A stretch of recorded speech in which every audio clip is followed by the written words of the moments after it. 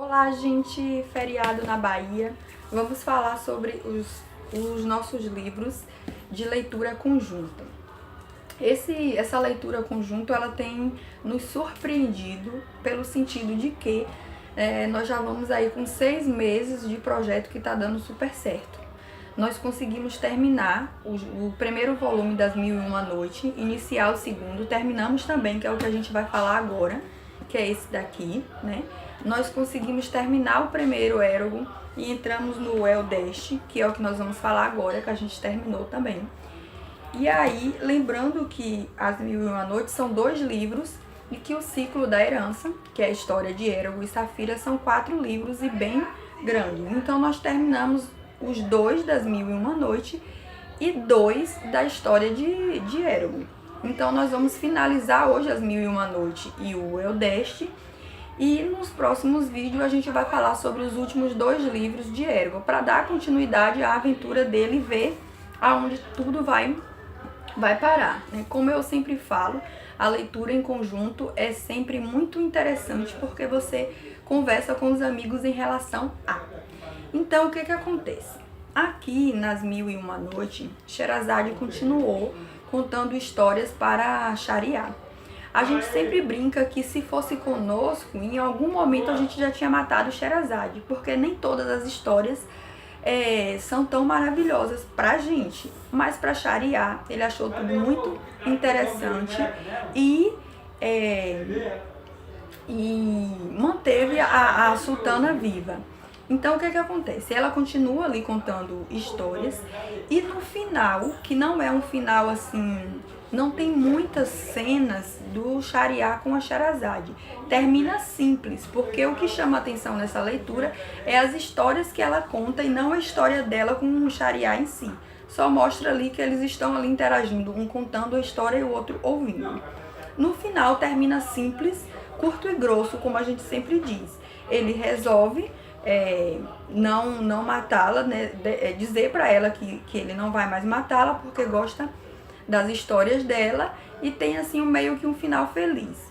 Deixa a gente com uma pulga atrás da orelha no sentido de que, e se um dia essa sultana resolver, porque ela diz para ele que ela vai ter histórias infindáveis para contar para ele, e ele é um amante de histórias, prefere manter uma esposa que vai estar sempre entretendo ele ali com histórias. E se um dia ela não conseguir mais contar a história para ele? Bom, isso a gente não sabe. Ou até onde a gente sabe, acabou tudo bem e ele resolveu não matá-la e viver felizes, se é que você pode chamar essas histórias de felizes, até onde der, né? Então, foi isso que aconteceu com o final do Shariar e a Sherazade, que na verdade é uma história bem conhecida. O que chama a atenção para você ler As Mil e Uma Noites é o fato de você conhecer as histórias de verdade, da forma como veio dos países árabes, sem adaptações. Porque tem histórias nas Mil e Uma Noites mesmo que são histórias que a gente conhece, tipo Ali Babá, Aladim, Simba. E só que aqui no livro elas são bem diferentes das adaptações que a gente conhece. Uma das histórias que eu esperava mais, assim, que eu fui mais surpreendida mesmo, foi a de Ali Babá e os 40 Ladrões. Porque na história que aparece aqui no livro, Ali Babá tem uma escrava que é muito ativa. Ela faz muitas coisas em torno dele para resolver os problemas dele, que ele meio que só é surpreendido com o resultado do que ela faz. Só que nas adaptações de filme que a gente vê, o ativo ali é o próprio Ali Babá, que faz os planos e tudo mais. Então, assim, isso é uma surpresa. Mas eu, particularmente, gosto de conhecer a história original. Mesmo que eu vá gostar mais de uma adaptação, de um filme ou de qualquer... Eu prefiro saber sempre a original, por mais que eu não goste da... Então, o que a gente fala que vale a pena você ler As Mil e Uma Noites é nesse sentido, de você conhecer as histórias reais. E o mais legal ainda é você ter com quem conversar. Então, eu e Isa, a gente às vezes fala que a gente só leu esse livro até o final, passou por aquelas partes chatas, porque nós estávamos lendo junto, rindo junto, gostando, não gostando, odiando, querendo matar Sherazade. e por aí vai. Então eu super recomendo que você leia e converse com alguém sobre as histórias, tá? Quem tem medo de ler o livro todo, lê uma, duas histórias, lê só a de Alibaba, só a de Aladim, mas no contexto geral é um livro legal de você ler, certo? E aí nós terminamos, e aí termina As Mil e Uma Noites, porque é uma saga de 2 livros. E nós vamos continuar conversando sobre a história de Eragon e Saphira. Aqui nós terminamos já o livro Eldest também. Eu vou dizer até onde ficou a história de Eragon, porque nós já estamos no 3º livro. E o 3º e o 4º livro eu vou fazer um vídeo só pra eles depois. Então o que aconteceu? Como é que continua a história de Eragon? Terminou a primeira batalha lá com os Varden, e ele passa por toda a parte de política e inicia a viagem dele para encontrar os elfos com quem ele vai treinar. O livro aqui no início, ele tem uns bons capítulos descrevendo a viagem de Eragon até a cidade dos elfos, né? Ali durante a viagem ele acaba encontrando outros elfos pelo caminho, ele tenta descobrir mais alguma coisa sobre Arya, porque é uma elfa que o intriga muito, e aí vai seguindo. E finalmente ele chega na grandiosa cidade no coração da floresta onde os elfos vivem. E lá ele vai iniciar os seus treinamentos de cavaleiro, porque o que ele teve com Bronn foi apenas um treinamento ali rápido de sobrevivência, digamos assim. Quando ele chega logo na cidade, uma das primeiras surpresas que ele tem, um dos primeiros booms, é ele descobrir a verdadeira identidade de Arya. Ele já chega sendo, antes de tomar banho, já é surpreendido. E aí ele é recebido pelos elfos, encaminhado para o treinamento. E no início do treinamento ele vai saber com quem ele vai treinar. E aí vem a grande surpresa, tanto para Eragon quanto pros leitores, que vão descobrir quem é que vai treiná-lo. Eles descobrem, se for spoiler, vocês pulam, viu, gente? Essa parte vai pro outro. Mas, assim, a história é muito grande, não dá pra não contar algumas coisas. Eu vou tentar pular coisas que eu acho que seria, mas o mestre dele não dá pra pular. Assim, chegando lá, Eragon descobre que até então ele imaginava que ele era o único cavaleiro que existia, e o único dragão, a Saphira. Só que lá ele descobre que existe um ancião que é da época, que é um cavaleiro da época dos cavaleiros, e um dragão também. Só que ambos não podem mais lutar, por isso que eles estão escondidos entre os elfos e ninguém mais sabe da existência deles, porque a função deles agora é passar conhecimento e não lutar. E aí Eragon começa o seu treinamento depois de tomar esse susto e saber que existe uma pessoa, um cavaleiro igual a ele, embora não lute mais. E aí ele vai começar o treinamento. E boa parte do livro vai falar desse treinamento de Eragon, que não é uma coisa fácil. Ele vai treinar tudo que você possa imaginar. De espada, leitura, a poema, feitiçaria, exercícios, luta com dragão, até mesmo treinar o raciocínio lógico, que é uma das coisas mais legais que o mestre começa a ensinar. Ele começa a fazer perguntas a Eragon em relação a todas as raças, ao comportamento de todas as raças, como ele reagiria a isso, aquilo, feitiços, trabalho em equipe. É um treinamento realmente refinado de tudo. E você pensa que ele se dá bem? Não, nem sempre. No início ele começa a errar muitas das perguntas do mestre. E ainda tem a questão dele estar ferido por causa da luta que teve com Aspectro. Então Eragon sofre muito nesse treinamento. Não só físico, como emocionalmente também. Ele acaba se declarando algumas vezes pela Arya e é fortemente rejeitado. Então, assim, ele tem um treinamento e um amadurecimento tanto físico quanto emocional. Mas aí o livro passa boa parte realmente esmiuçando todo tipo de treinamento que ele e Saphira está tendo. Entre erros e acertos, ele vai aos poucos amadurecendo.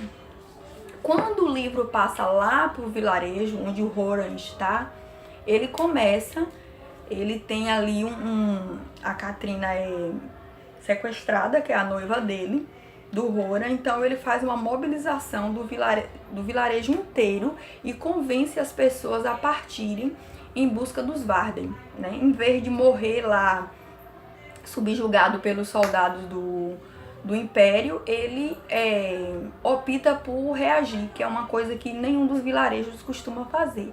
E aí ele faz uma travessia eletrizante de onde eles estão até a cidade onde eles procuram pelos Vardens, para buscar tanto proteção quanto para ajudar em relação a se juntar contra Galbatorix. E aí o livro tem essas duas vertentes. Esse Eldest, ele tem o Erogo treinando e o Horan saindo da sua terra natal, levando todo um vilarejo em fuga, floresta dentro. É um livro com muitas mudanças e surpresas, esse Eldest. Não que o primeiro Erogo não tenha sido, mas as surpresas desse daqui passam a ser mais fatais, mais eletrizantes. Quando o Erogo tá lá pro final da sua primeira parte de treinamento, tem uma cerimônia na cidade dos elfos, uma cerimônia lendária, que é um pacto entre os cavalheiros e os dragões, os elfos e os dragões, para lembrar, como se fosse uma festa, né? E aí nessa festa ele acaba recebendo uma bênção, uma magia dos dragões antigos que nenhum cavaleiro tinha recebido antes. Ele acaba sendo um pouco modificado e um pouco fortalecido com isso e curado, né, pela magia dos dragões antigos, do ferimento que o incomodava e o impedia de ser mais forte nos treinamentos, inclusive os treinamentos de espada. É um momento bem significativo na história do cavaleiro também. E dali, pouco tempo depois, ele acaba descobrindo que os Vardens está sob ataque, que os soldados de Galbatorix vai atacar os Varden. Então eles estão lá se organizando, mas sem Erogo. Descobrindo isso, ele faz uma travessia com o anão, que é amigo dele, desesperado, em voo para o Saphira para chegar nos Vardens a tempo de lutar pelos Vardens, porque eles estão lá à mercê dos soldados de Galbatorix. Esse livro termina nessa pegada, na luta entre os soldados de Galbatorix e os Varden. Na luta, nós temos mais duas últimas grandes reviravoltas na história eletrizante. A reviravolta número 1 é o reencontro dele com Murtagh. Né? Lá no meio da luta, eles vão se assombrar, não só ele, como todos os Vardens, na descoberta de que um novo cavalheiro apareceu. Né? E esse cavalheiro, que Erogo começa a lutar em meio às batalhas, ele acaba descobrindo que é o Murtagh. E essa descoberta não é só essa descoberta, ele acaba descobrindo outra coisa, que eu não vou contar, me dá vontade, mas eu não vou porque o povo tem fobia de spoiler, não é como eu que caço spoiler. Ele acaba numa luta com o Murtagh, descobrindo muita coisa do seu próprio passado. E descobrindo por que ele e Murtagh são tão parecidos, né? E por que os dois acabaram se tornando cavaleiros de dragão. Fora essa luta com Murtagh, que é eletrizante, tem o reencontro dele com Horan, que lembra que desde que eles se separaram no iniciozinho do primeiro volume, eles não tinham mais se visto. O Horan perdeu o pai, o Erogo foi embora sem avisar, então... E tudo aconteceu no vilarejo, Horan sem saber direito o porquê de tudo que estava acontecendo ali. Então, nesse caos todo, o final do livro é com Horan se reencontrando com Erogo. E aí eles vão acertar as contas deles dois ali, conversar para passar. E o livro, e o segundo volume do ciclo da herança, o Eldest, termina. Né? Termina no fim dessa batalha, onde tem todas essas reviravoltas. E aí a gente vai partir para o volume 3, que nós vamos conversar, a gente está lá pela página 200 já, Quando estiver no meio, esses livros costumam ter 500 e pouco, 600 páginas.